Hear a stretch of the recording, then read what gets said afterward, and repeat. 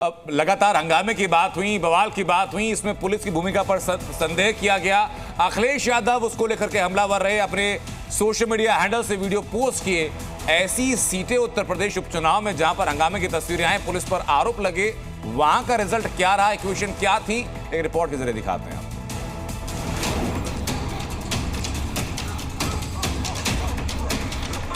UP उपचुनाव में जहां जहां बवाल हुआ, वहां का रिजल्ट क्या रहा, ये बहुत दिलचस्प है। सबसे बड़ा बवाल मुजफ्फरनगर की मीरापुर सीट पर हुआ था, जहां एसएचओ का रिवॉल्वर लहराते वीडियो जमकर वायरल हुआ था। चलो चलो। अखिलेश ने मुस्लिम वोटर्स को धमकाने का आरोप लगाया था। इस वीडियो को आधार बनाकर समाजवादी पार्टी ने बीजेपी, पुलिस और चुनाव आयोग को घेरा।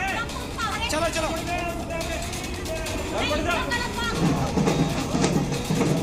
उसी सीट पर समाजवादी पार्टी हार गई।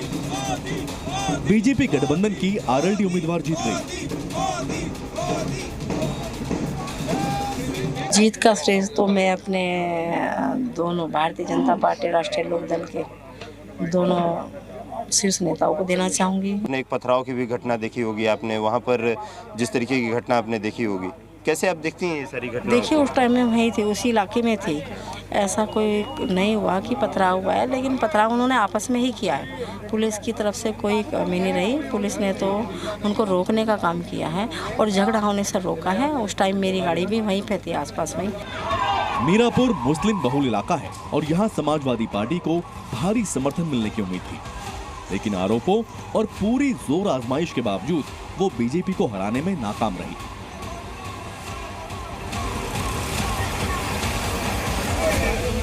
कानपुर के सीसा मऊ में भी उपचुनाव के दौरान भारी हंगामा हुआ था।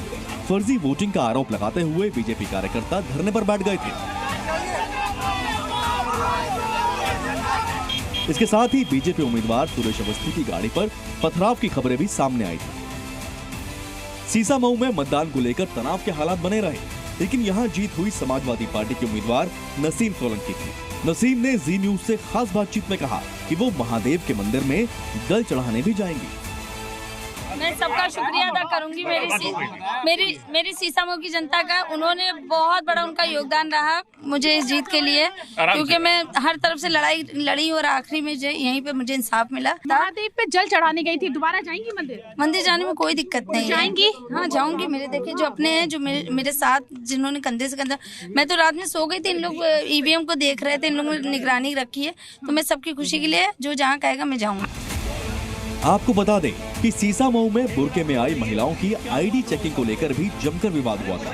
कई बूथों पर फर्जी वोटिंग के आरोप लगे थे। समाजवादी पार्टी ने भी गड़बड़ी के आरोप लगाए थे। ये वो वार्ड थे जिस पे सपा लगातार सवाल खड़े कर रही थी और ये कह रही थी कि इन वार्डों पर मुस्लिम वोटरों को वोट देने नहीं दिया जा रहा है। लेकिन अगर हम नतीजों की बात करें तो नतीजे जो हैं वो इससे बिल्कुल विपरीत रहे, बिल्कुल उलट नतीजे रहे। और यहाँ पर इस पूरे जो वार्ड हैं वहाँ पर सपा की उम्मीदवार नसीम सोलंकी को बहुमत के साथ वहाँ पर वोट मिला। यूपी उपचुनाव में सबसे हॉट सीट कहे जाने वाले करहल में भी चुनाव के दौरान जमकर बवाल हुआ था। आरोप लगा कि समाजवादी पार्टी को वोट नहीं देने पर एक लड़की का मर्डर हो गया। इस पर जमकर हंगामा मचा था। हालांकि यहाँ समाजवादी पार्टी के तेज प्रताप यादव ने बीजेपी के अनुजेश यादव को हरा दिया। समाजवादी पार्टी का गढ़ माने जाने वाली करहल सीट एक बार फिर से समाजवादी पार्टी के ही खाते में चली गई है। भाजपा ने चुनाव के दौरान समाजवादी पार्टी पर कई गंभीर आरोप लगाए थे। चुनाव के दौरान ही एक दलित लड़की की प्रशांत यादव नाम के लड़के ने गला दबाकर हत्या कर दी थी, जिसके बाद लड़की के पिता ने ये आरोप लगाया था कि लड़की की हत्या सिर्फ इसलिए की गई क्योंकि उसने भाजपा को वोट दिया था। यूपी में 9 विधानसभा सीटों पर उपचुनाव हुआ था। 7 सीटों पर बीजेपी गठबंधन ने जीत हासिल की है, जिसमें 6 बीजेपी के खाते में गई और 1 आरएलडी के। वहीं समाजवादी पार्टी को सिर्फ 2 सीटों पर ही जीत से संतोष करना पड़ा। जितने जोर शोर से समाजवादी पार्टी ने वोटिंग में गड़बड़ी का मुद्दा उठाया, वो उतना नहीं चल पाया।